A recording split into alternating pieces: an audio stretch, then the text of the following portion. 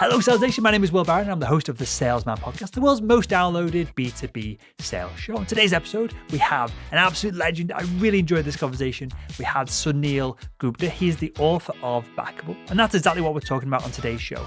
What it is to be backable, how to earn that trust, and how to get more deals closed because you're congruent, you've got influence, and people want to listen to you and meet with you. Everything that we talk about in this episode is available in the show notes over at salesman.org. And with that said, let's jump right into it. Suneel, welcome to the Salesman Podcast. Well, it's great to be here. Thanks so much for having me. You're more than welcome, so I'm glad to have you on. So we're going to dive into a topic today. I think we've covered some of the elements of this topic in the past on previous episodes, but it's going to be good to pull them all together under this banner of being backable on today's show. So with that, Suneel, can you tell us what being backable is? Is there a definition of what exactly that means? Yeah, Will, I mean, I think we all know, especially for those of us coming from a sales background, is that creativity and persuasion are two different things. Right? You could have a great product, you could have a great idea, you could be a great candidate for a job, and you could still be dismissed. And I certainly went through that myself, especially when I was an entrepreneur trying to get investors excited about a healthcare idea, and got rejected by every investor that I pitched. And all along the while, that kind of brought me to this idea of like, who are these backable people who tend to be able to walk into a room and really inspire us to get around their ideas, even when the idea isn't obvious or they're not the obvious choice for a job. We want to take a chance on them. They have this almost mysterious it quality to them. And I wanted to understand, could this mysterious it quality, could it actually be learned? Is it born or could it be made? And so I started to spend time with hundreds of backable people across all these different walks of life. Oscar-winning filmmakers, celebrity chefs, military leaders, leaders inside iconic companies, and started to realize that overwhelmingly, yes, there were a few that were just naturals, but overwhelmingly, these were people who were able to embed these qualities into their lives and become backable. And so I started to reverse engineer these qualities into a book with specific techniques and how we can all make ourselves a little bit more backable. So I don't want to oversimplify this because I think this is a useful question to ask. What is the difference between someone being backable and then someone who is just incredibly trusted? And I'll give you an anecdote or an example perhaps of if Warren Buffett rang me up and said, hey, you should probably invest in XYZ. Yep. I would immediately listen to everything he says, drop everything and do it because I trust in his expertise in that specific space. I don't know him personally. I've read books that have talked about him. I've never watched too many interviews behind him about him or with him speaking within them, but I know his expertise. I trust that. So what's the difference between, if there is a difference, between being backable versus just being extremely trusted?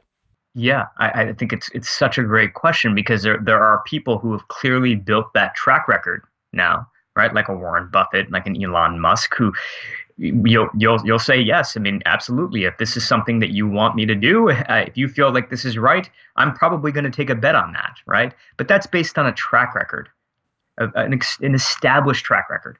What about the rest of us? What happens when you're trying to create a change of some sort? Right, and there is no track record for your idea. Or what if you're trying to change careers and there is no track record experience for this new thing you're trying to do? I think that's the position that the vast majority of us are in, more so than probably the Warren Buffett scenario. Love it, because that makes total sense. A lot of the audience skews here on the Salesman Podcast slightly younger.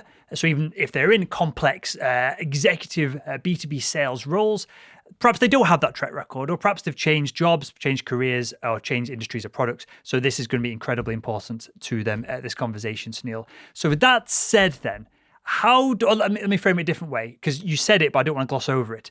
How learnable is this as a skill versus we all know these individuals who are seemingly born incredibly charismatic, who can influence people organically and naturally? How learnable is the skill of being backable? I think it's incredibly learnable, and I'll say that because I am somebody who has learned it myself, and when I did, it changed everything for me. I went from being rejected by every investor that I pitched to raising millions of dollars of funding. I went from somebody who is genuinely afraid. I'm more of an introvert type and afraid to speak inside a room, to running for public office, by taking some of these qualities and bringing them into my lives. But more importantly, I've now had an opportunity to teach these at hospitals and studios and to students around the country. I teach now at Harvard University to non-sales folks mainly, but to people who have creative ideas that don't necessarily consider them to be introverted, but could ultimately end up becoming amazing salespeople with a few techniques that I think can help them, that don't have as much to do with eye contact and hand gestures, because we all know that stuff. Sure. This is going a little bit deeper than that. I'll share with you, Will, one overarching story that I think might be Sure. helpful here, which is I first sort of got the sense and this idea of being backable in 2004. I didn't have a name for it at that time, but it was one of my first jobs out of college, and I was backstage at the Democratic National Convention, which is, every 4 years, both parties have their big convention, and here in the United States, and the Democrats were having theirs, and I was working as an assistant writer backstage, and I could recognize most of the people that were back there. You had the Clintons, you had the Gores, you had sort of the standards, but you also had one guy that I did not recognize, and he happened to be the keynote speaker. And so I asked the backstage manager, who is this guy? And they said, well, he's a state senator from Illinois. His name is Barack Obama. So that night, as Barack Obama gives his big speech, this is the ultimate backable moment. It's about an 8-minute speech that changes his life, changes, I think, the world. I got to watch that speech from backstage and just see how people were responding throughout the course of that speech. But what's really amazing about that story, Will, and it comes back to your question about, are backable people born or are they made, is that, of course, in that moment, he was backable. But if you rewind the clock 4 years prior to that, in the year 2000, Barack Obama ran for Congress, not for Senate, not for president. He ran for Congress, and he lost. And he lost big. He lost by a 2-1 margin. The thing that's most surprising, though, is if you look at the way people described him as a candidate during that time, he was described as boring. He was described as uninspiring.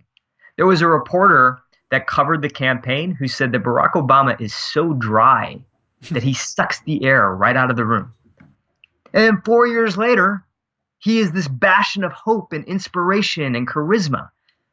That to me is just a living sort of story right in our faces about how backable people can be made. I love it. And perhaps we'll come back to Barack Obama later on. I've got a few kind of questions on that thread of things, which might add context to the conversation here. But final thing, I know I'm kind of teasing the audience before we get to the qualities of being backable. But Suneel, we've been on a call now for what, like 10 minutes or so. You are incredible. You're a good-looking fella. You are incredibly charismatic. That comes across very easily, and you're very eloquent in the way that you speak. That comes across very clearly on this video. The audience will be even subtly or subconsciously appreciating this, because some people we have on the show, maybe some academic folks are less kind of charismatic, and you have to really focus on what they're saying to pull the nuggets out, and they've always got a nugget to share. But with you, it's very eloquent, it's very succinct. How long did it take for you to become backable yourself? Was this overnight? Was this a mindset shift, or was this a series of skills that perhaps took months or years to develop? Because right now, clearly, you are incredibly backable just in the 10 minutes that we've been chatting. Yeah, Will, it's the product of lots and lots of practice. I'm an IT guy. I grew up programming computers, and if you were to ask me, like, hey, what's your ideal setting? I would say, give me a cup of coffee, give me an empty journal in a private room, and that's where I'm in my zone. But what I have found is that you look at people who tend to be really, really good speakers, and again, you kind of assume that they're naturals. And as I studied hundreds and hundreds of people for this book, what I realized is that overwhelmingly, they are the product of lots and lots of practice. And in the book, I talk about this as playing exhibition matches. They play lots and lots of exhibition matches before they get into the live event. So, Will, if this was the first time that I was having this conversation, talking to someone about backable, you would see a much different version of what's happening right now. But the fact is that, as I was writing the book, I was playing these exhibition matches. And what these are low stakes practice sessions with friendly people, right? Where you can be sloppy, where you can make mistakes, where you can have somebody be like, oh, that doesn't sound very good at all. But you might as well fail on friendly ground before you actually get in front of the live audience or the live pitch or the live presentation, the live sales meeting that you have. You might as well fail in friendly situations that we call exhibition matches. And in fact, the average person that I spoke to for this book plays about 21 exhibition matches before they get into the real event. That makes total sense. And I feel you from the IT perspective. If you'd have looked back at me on 15, 16, 17, 18, most weekends you'd find me in a room with a bunch of other sweaty fellas with cans of Red Bull playing Counter-Strike and not communicating effectively with anyone. So I understand that this is a process. I understand, and the audience understand this is a learnable skill. So with that, Suneel, are there core tenets to becoming backable? Is there a framework? What do we need to learn to improve our, I guess, ability to communicate and ability to influence others?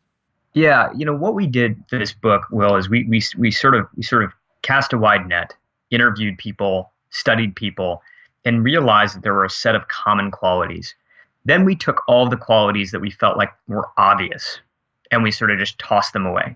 Right. So, for example, you have to be someone that people trust. Right. Of course, like if people don't trust you, you can't be backable. But that's kind of obvious. Put that one in the trash. Let's talk about the stuff that surprised us. What are the 7 qualities that we don't typically hear about? And then, I spend time now teaching at Harvard, and so Harvard is a place where there's a lot of theory sort of being batted around. I kind of come though from a background of having built companies, having worked inside companies. So I really wanted to kind of appeal to my former colleagues. And my former colleagues don't want to hear about like theory and story. They want to hear about like techniques. Like what do I need to do to put this in my life right now? And so the way that the book flows is we have these 7 qualities. We talk about why, like what's the substance behind them, but then we really break them down to the technique level. What do you need to do right now? Okay, so maybe time-wise we won't get through all 7, but are there any? What's the biggest bang for buck? If you had 1,000 salespeople in front of you or on stage, what would be the 1 or 2 that you'd really focus on that you feel would have the most transformative effect for the audience? Yeah, let's start with really quality number 1, which was the first one that sort of gave me that moment where I was like, I didn't realize this. When I started writing this book, I really expected that backable people were going to have a certain style of communication. Like they were generally going to come off as gifted speakers. They were going to make good use of eye contact and hand gestures and pacing, all the things that we learned from a Dale Carnegie Toastmasters sort of program. But that did not end up being the case. That couldn't have been further from the truth. Of course, you do have backable people who come off as very eloquent and gifted speakers, but you have plenty of backable people who are much more introverted, much more shy. They're not the poster child for charisma. And if you want an example of that, go look up the number 1 most popular TED Talk of all time. And what you might be surprised to see is a very un-TED-like presentation. It's a guy named Sir Ken Robinson, brilliant guy, who gives a talk on education. And he sort of has one hand in his pocket. He's got a slouch. He sort of meanders on and off script. Again, just a phenomenal talk, but not very TED-like and not the poster of charisma that we're used to seeing.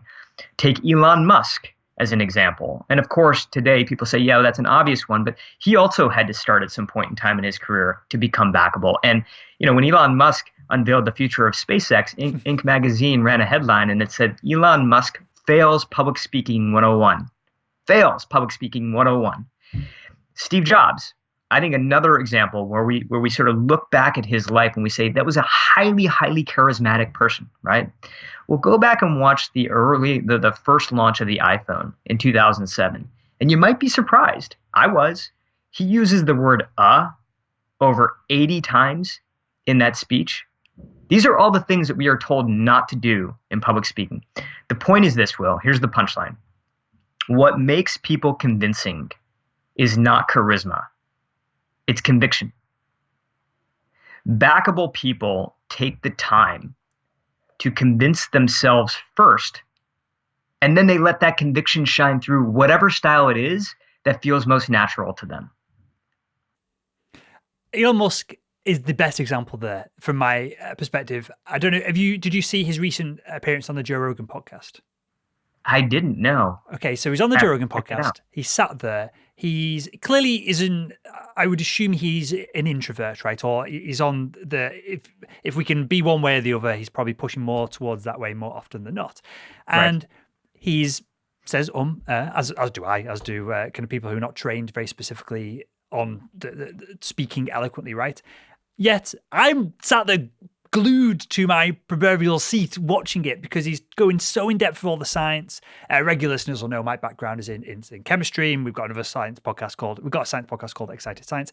And I'm sat there and I'm glued to it. And I'm having to really focus on what he's saying because he's saying it in such a monotone, unpacing structure that it's almost difficult to listen to, but the content is so good. And he's talking about all these massive things that he wants to achieve and replicating the human race, getting us on Mars in case there's any catastrophes on Earth, whether it's that man-made or we're way overdue a meteorite hitting the planet and catastrophic kind of wiping out of civilization from that perspective. And there's all kinds of things going on. And I'm literally glued to the seat. And it was about halfway through the show, I had that realization that, hey, this guy is talking so much big picture and he's so convinced that it's going to happen that I'm buying into the story he's telling when maybe if he was in a court of law and he had to, if you pushed him on some of these things, maybe some of it would start to or, you know, if he was taken to court over something that he'd said about one of his companies that we're going to do this, and this, maybe things would start to fall apart a little bit if he had to put fact behind some of it. But just blind conviction as to what he wants to achieve, it kind of draws you in, sucks you in, and I believe everything that he's saying. So with that said, in a long-winded and very unbackable way, Suneel, how much of this is blind conviction and how much of it is really calculated and well researched and factual? What do we need to lean one way or the other? Well, I think that I'm here to say that please make your conviction based on something, based on fact and based on research. I'm writing this book for that, not for people to say, well, let me just fake conviction. And unfortunately, there are a lot of low integrity people out there that know how to fake conviction really, really well, right? I mean, just take the Fire Festival as an example. If you've had a chance to watch any of these documentaries on Netflix, unbelievable, right? I mean, you have a 20-something-year-old founder named Billy McFarland who is able to convince some highly, highly reputable investors to give him $26 million in funding for a party. And the thing is, none of the planning, none of like the details have been worked out. But you look at this guy and you're like, wow, he believes what he is saying. Now, there's a part of that that's way above my pay grade, right? Let's get a psychologist in here, and we'll talk more about what's really happening behind the scenes there.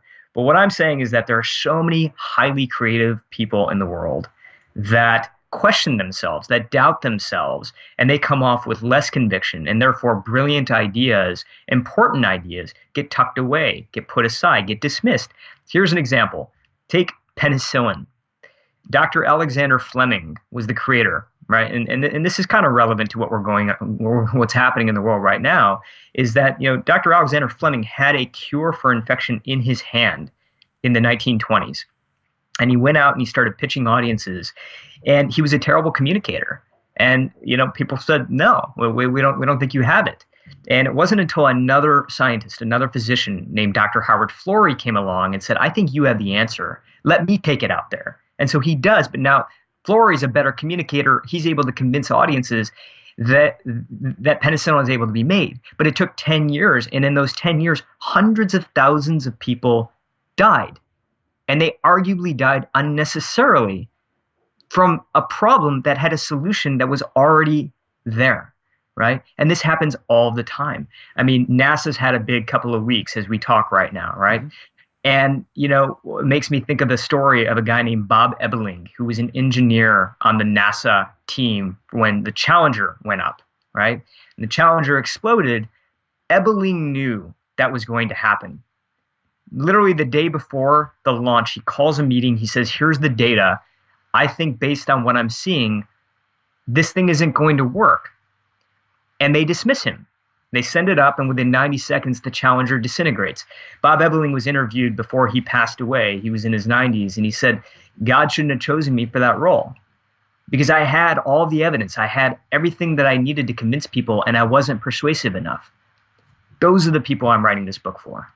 Have you seen I think it came out last year now, the TV show Chernobyl?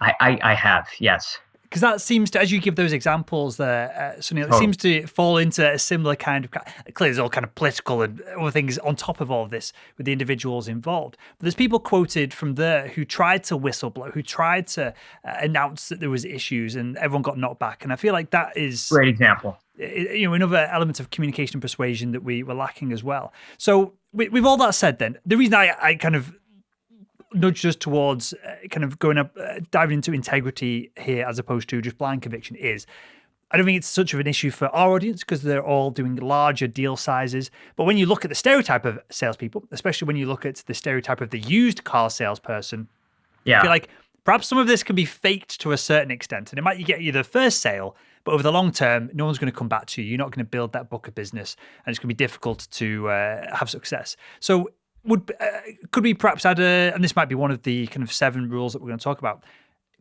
how important is congruency to all of this, to to have the same beliefs, as long as the evidence doesn't change, but to be congruent over periods of time to build that backability as well?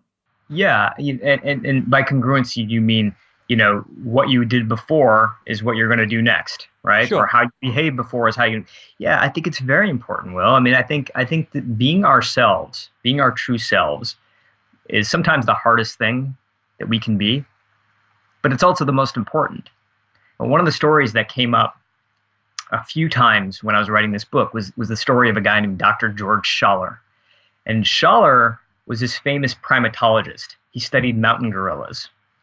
But the thing is, he was the very, very best in the world at his research. And part of the reason for that was because these mountain gorillas let him get closer to them than anybody else had before. So finally, one day, he's presenting his research at this conference, and someone stands up in the audience and says, look, Dr. Schaller, you got to tell us, why do these mountain gorillas let you get so close? And he says, it's simple. I never carry a gun. Never carry a gun, never in my backpack, not hidden away. I never carry a gun because while you may be able to hide a gun, you can never hide your attitude around a gun. And the gorillas could always sense that. They could always sense when something is off, when you have some kind of hidden mystique or hidden agenda, right? And I've come to see that getting back to your question, I've come to see the gun in the backpack is our desire to impress people. I've come to see the gun in the backpack as our desire to be the smartest person in the room and to not be who we truly are.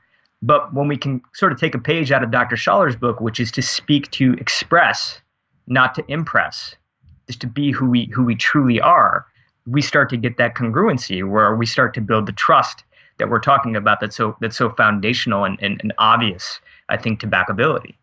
How much of this then is we touched on this a little bit, but I think this question is still valid. How much of this is being able to speak appropriately, use facts and figures, be persuasive from a technical standpoint versus the real gut feeling that we give people, which is somewhat measurable, right? How much of it is gut versus someone thinking logically of, I trust that individual because of X, Y, Z? Yeah, I think it's both, but I think ordering matters. So I think it's gut first. I think it's gut and emotion that draws us in. It's substance and numbers that keeps us there. One of the people that I pitched on my business when I was starting out as an entrepreneur was Tim Ferriss, the author of the 4-Hour Workweek and many other books. And one of the things that he told me when I gave him my presentation, I'll just give you a quick background. My startup was a healthcare startup called Rise. What we did was one-on-one health coaching right over your mobile phone. And so the way that I approached my pitch to him is first I laid out all the facts and figures. Rising rates of obesity, rising rates of diabetes, rising rates of hypertension, massive market, all the numbers behind it. And then at the tail end of my pitch, I told my dad's story. And my dad's story is that my father, when he was in his 40s, had a triple bypass surgery. And I still remember I was about 9 years old, went to the hospital. When we brought him home, he looked like a completely different person. He looked like he'd aged 30 years. And I remember they gave us a piece of paper, and that piece of paper said, eat broccoli, eat Brussels sprouts. Like, here's your new lifestyle, right? I mean, the problem was, well, like, we're an Indian family. Like, we eat chicken curry. We don't eat broccoli. We don't eat Brussels sprouts. And I'm like, what the hell are we going to do? And lucky for us, a insurance kicked in and helped our family pay for the help of a nutritionist who ended up helping us customize our lifestyle into something that would really work.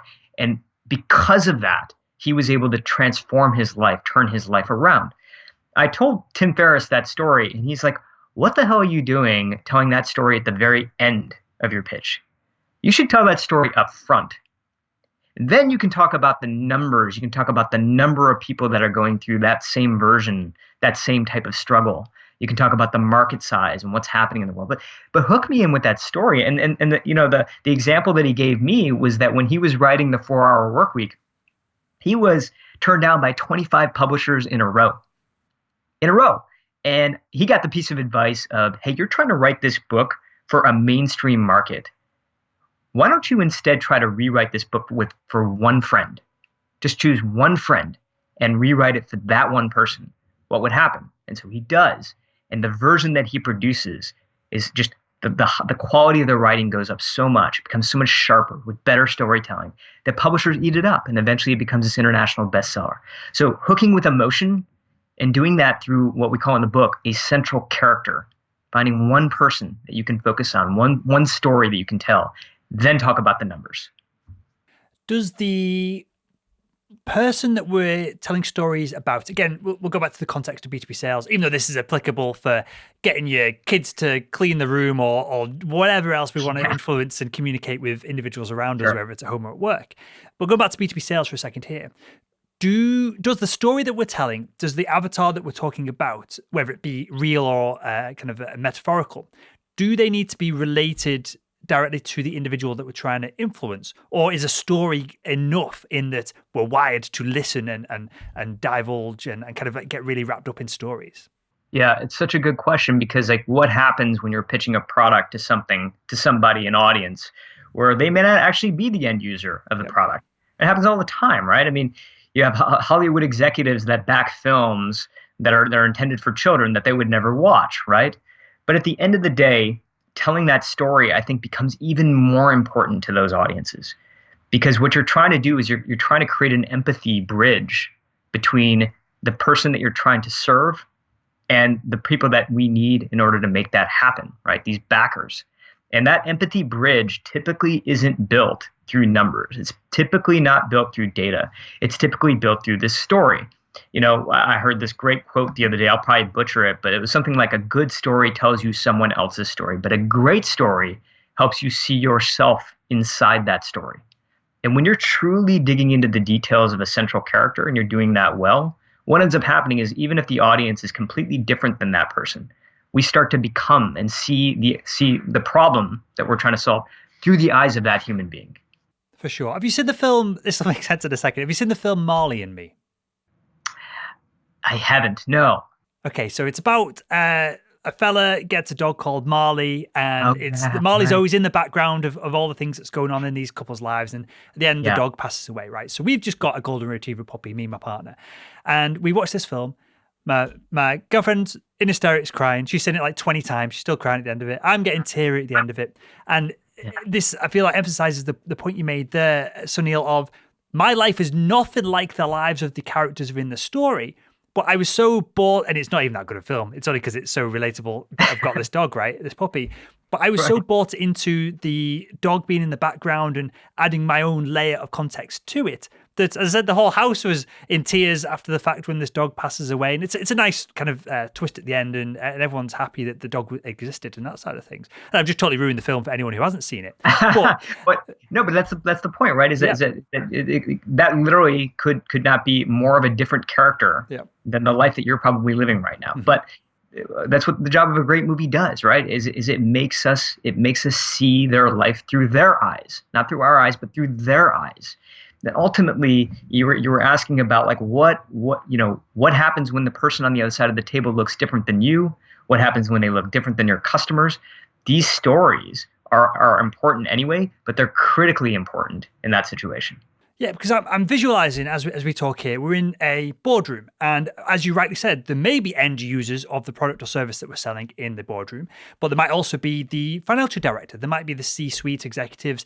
There might be someone from IT who doesn't want to implement any of this because it's going to be a pain in his or her ass. And he's just trying to kibosh the whole thing. So that was me, Will. I was that IT guy being like, I don't want to. Well, that was the IT was often my battle when I was selling medical devices. Of the surgeon would love the camera system, finance would be like, okay, we can approve it on this, and this, better patient throughput, whatever it is. But as soon as that Ethernet cable went near the back of the camera, because the surgeons wanted the images to be available in the patient records, IT got involved and was like slapping hands and coming in and fighting people. So I feel like we've got some there's a battle in both our pasts if we were working on similar projects there, Suneel. But with that said, we're in the boardroom. We've got people who are using the product, people not affiliated with the product. They're just there because there's a large amount of cash just about to be spent. Is there anything else we need to do other than being incredibly convicted and congruent with our messaging and what we're pitching here, and that we truly believe in what we're selling, and the fact that we're using stories, we're using anecdotes, we're getting people to buy in on a deep emotional level because they can see themselves in the stories that we're telling? Is there anything else that we need to do to become backable in this wide boardroom meeting? Yeah. Look, I mean, let's keep going with your example about the boardroom meeting with all these different people who are wearing different hats.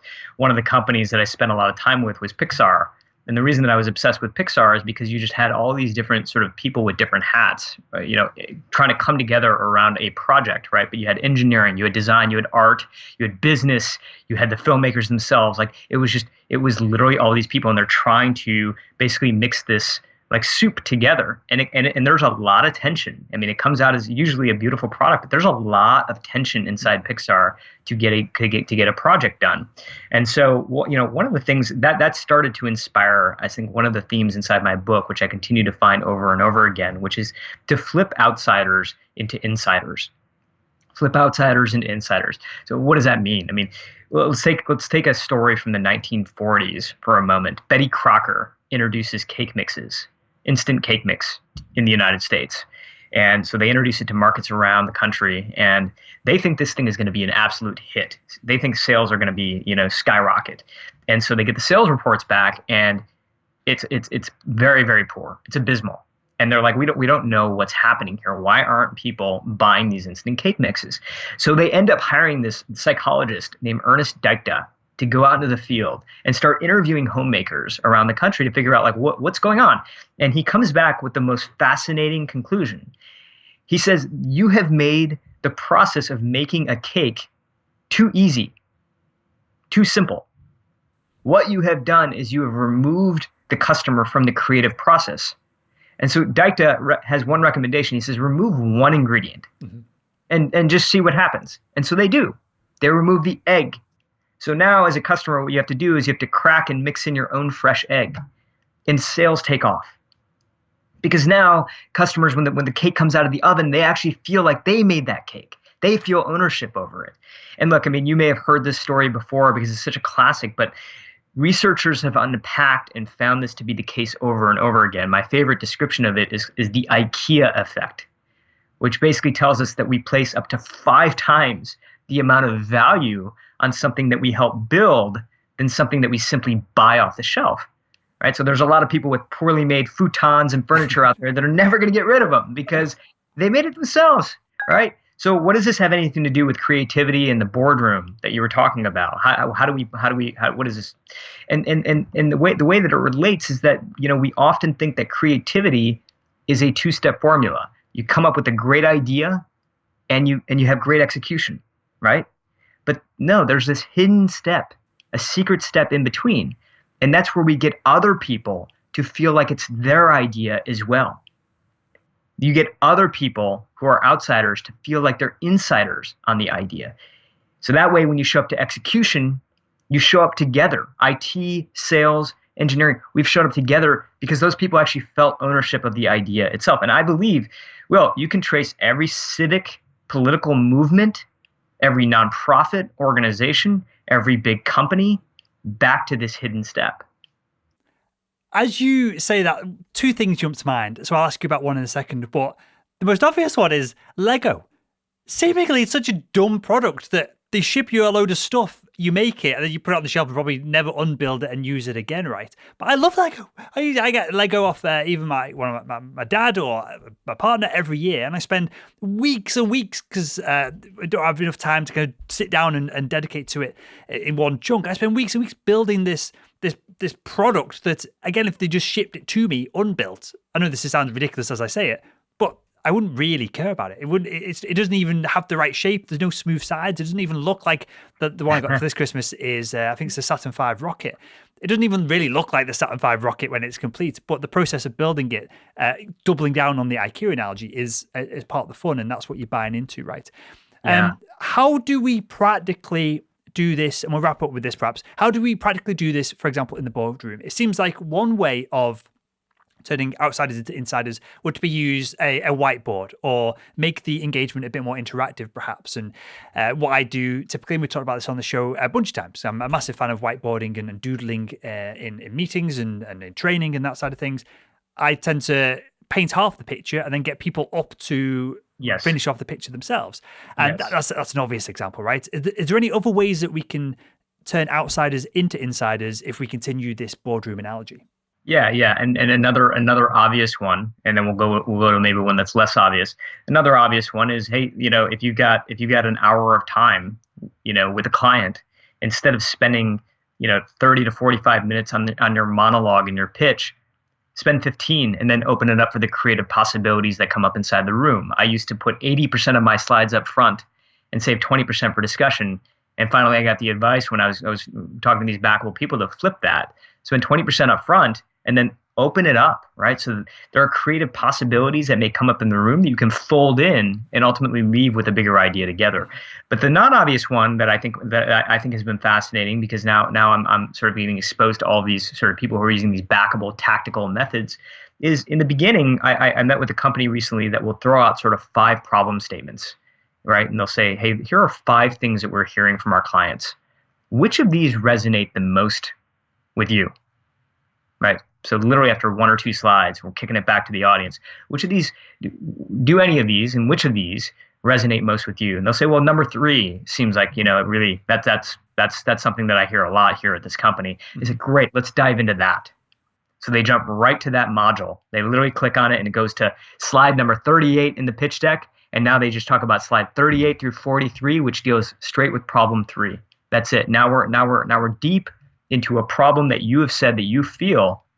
And it doesn't mean that the other, features of the product and the solution aren't going to come out in the rest of the discussion, but we have already sort of gotten from presentation mode now into what I call huddle mode, where we're now huddled around a problem together.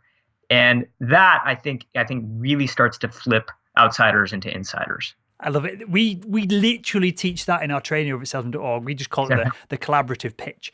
And salespeople and business people, if you've been in that industry, that space, that product for long enough, you should have the insights that your buyers want, as long as you're paying attention and you're dealing with enough people. So when you can narrow it down and you do exactly that as you're describing, it's so uncommon for salespeople to start a pitch by saying, hey, we think you might have these problems, which shows expertise.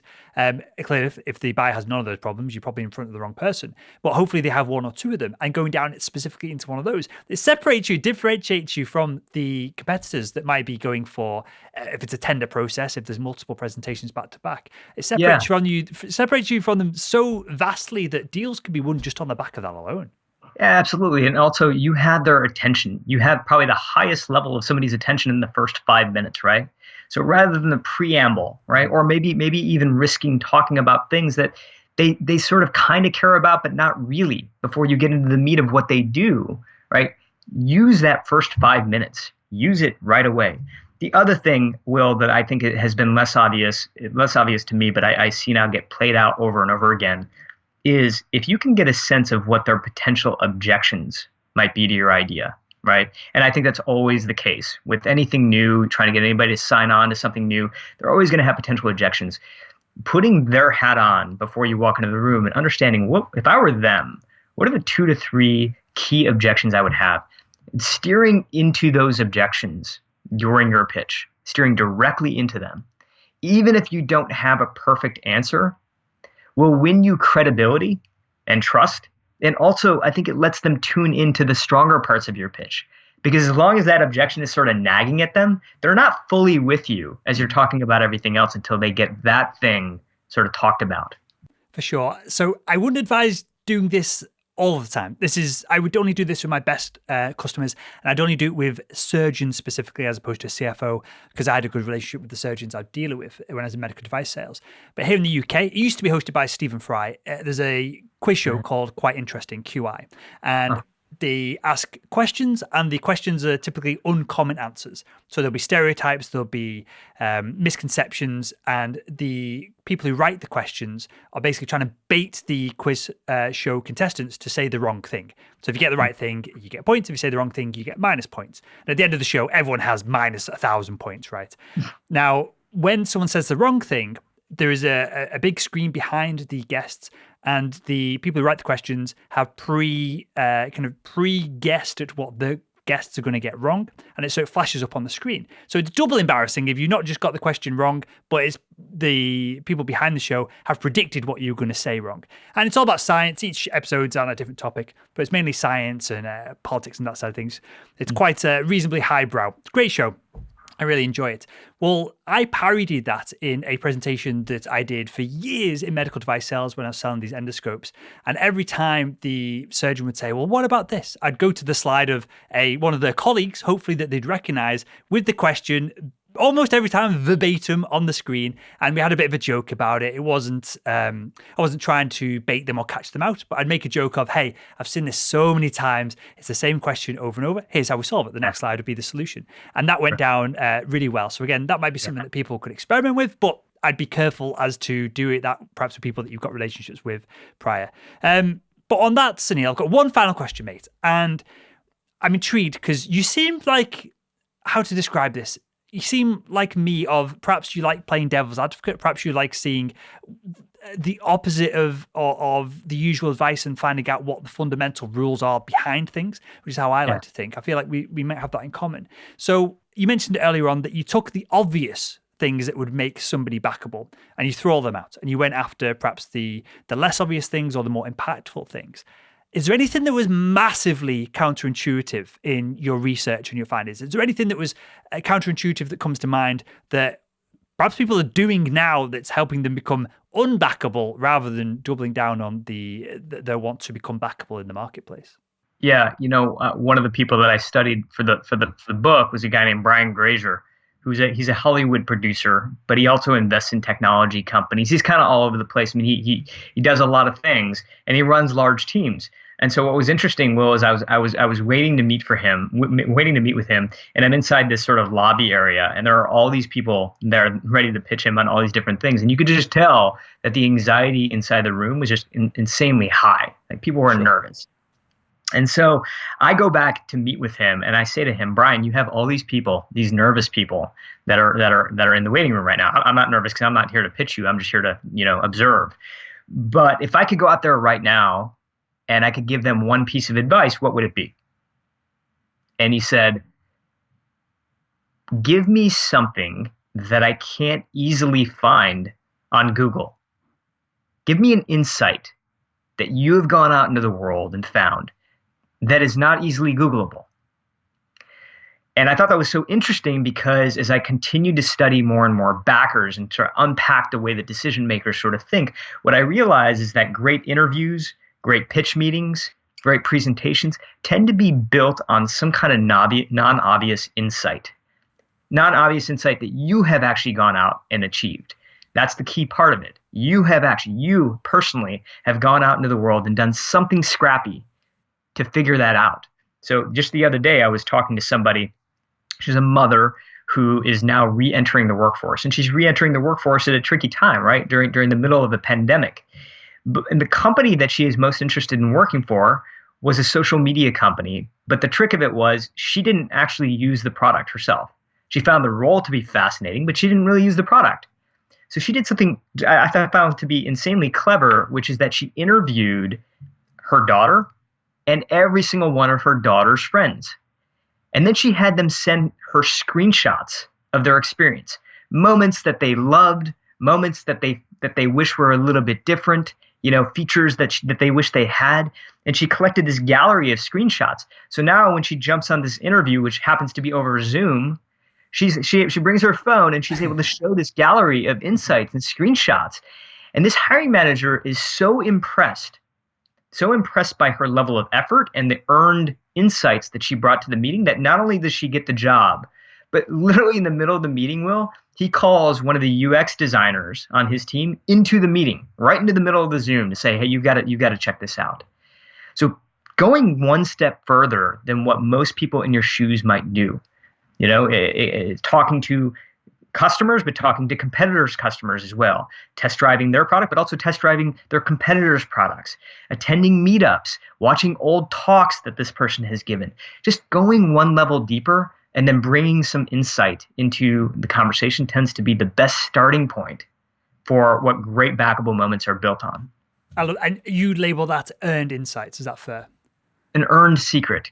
Find an earned secret. I love this. So one of the reasons I love doing this show is I had pretty good success in medical device sales. I wasn't a top 1%, but I was top, say, 10, 15%. And it's always fascinating to me, the things that I do that I knew that worked, but I didn't really realize or label or have context of why they worked and how to scale them. So that's what I like to pull from guests like yourself, Suneel, and pull guest anecdotes myself, who's kind of in the thick of sales for the audience. So I moved from one medical device company to their biggest competitor, and they own between them 97% of the endoscopic camera market. And one of the ways I did deals in the second company was just the fact that I had these insights from the first. So I talk very fairly about both products, and of course, maybe I'd slightly slant it towards the one that I was selling right there and then. And the products I'd just had a refresh, so they were perhaps slightly better at that moment in time as well. But I had so many earned secrets that I didn't realize I had until this moment. I didn't realize how valuable they were. But if I had, in hindsight, could have documented some of them, they could have been really useful for the rest of the team as well. And that could have spread my influence and perhaps maybe more backable internally within the organization as well. So it's amazing to hear your research, your insights on this, and how it sets aha moments on myself of how I had success with something in the past, but hadn't labeled it like this until just now. Yeah, it's such a good point, because as I was studying these people, these backable people, they often kind of gave me the same sort of feedback, which is like, look, I didn't realize that I was doing this all along, or I didn't have a name for what I was doing, but I started to see it working, and I started to kind of double down on these different methods.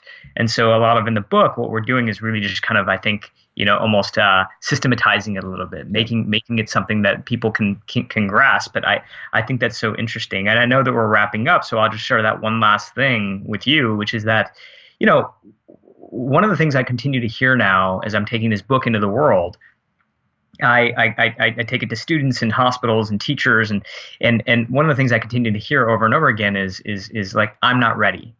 I'm not ready to speak my mind. I'm not ready to run with that idea. I'm not ready to step into that leadership role. And I guess if I can leave you with one thing, it would be, look, the overwhelming majority of people that I studied were not ready. They were not ready. 3 friends from design school were not ready to start Airbnb. A mid-level talent manager was not ready to start SoulCycle. A 15-year-old from Stockholm, Sweden wasn't ready to build an environmental movement. But today, Greta Thunberg is Time Magazine's youngest person of the year. And so, I think that they tended to adopt a mantra along the way. And that mantra is something that I try to remind myself of every day, which is that the opposite of success is not failure. It's boredom. So let's fight for the ideas that make us come alive, and let's inspire good people to join us along the way, because I'm here to tell you what I tell myself every day: you are ready. I love it. Well, with that, Suneel, tell us where we can find the book and where we can find more about you as well, sir. backable.com. And at backable.com, you'll get some content, you'll get some inside peeks behind the book, and you'll have a place that you can go check the book out. Amazing stuff. Well, I'll link to that. I'll link to everything else that we talked about in this episode over at salesman.org as well. With that, Suneel, I genuinely appreciate the conversation, mate. I appreciate the insights. And I want to thank you for joining us again on the Salesman Podcast. Well, thanks so much.